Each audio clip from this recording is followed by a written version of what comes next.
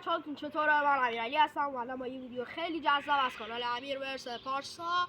بچه ها از این ویدیو قراره که ما نزدیک 50 پله بریم پایین و توی تایمر بزنیم ببینیم چقدر زمان میبره تا ما از این پله یکم آقای فیلم نشون بده، از این پله بریم پایین. از این پله تقریبا 50 تا میاد بریم پایین. برای بچه لیتس گو. برای بچه ما شروع کردیم. ببینیم اینا چند تا پله میخوره تا بره پایین و زمانش چقدر میشه. حالا بریم.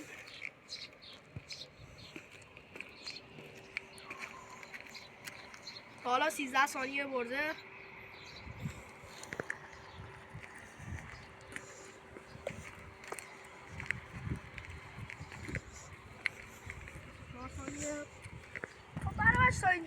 تا اینجا که اومدیم یه لایک و ساب به ما نمیرسه توی این سرمایه که به شدت داره بندر گناوه. باید یه لایک و ساب به ما برسه دیگه. برو بریم برای ویدیو.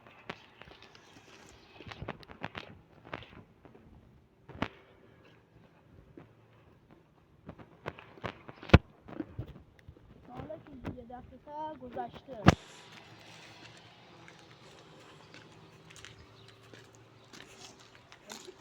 پنجاه پله نمیشد که نزدیک 20 تا پله اومدیم.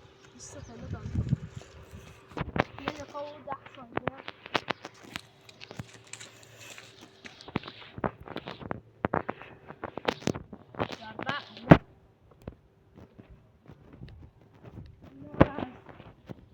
از این ویدیو که شد 1 دقیقه و 23 ثانیه. خب برای بچه با ما همراه باشید. میخوایم براتون شرکت نفت فلافکارا رو برای شما بگیم که نشون بدیم از بالا. نشون بدیم از بالا که بزرگترین نقطه شهر براتون فلافکارا رو نشون میدیم. خب با ما همراه باشید. خب ما تا زمان ببره بریم بالا، بعدش ویدیو میگیریم. خدا نگهدار.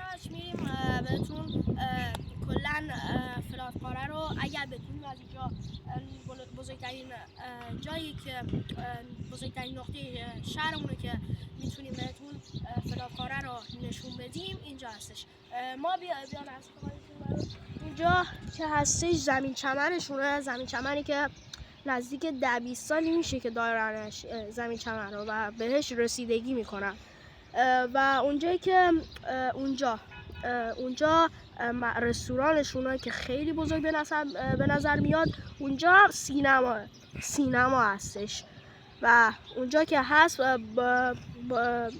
پیشش زمین چمن هستش.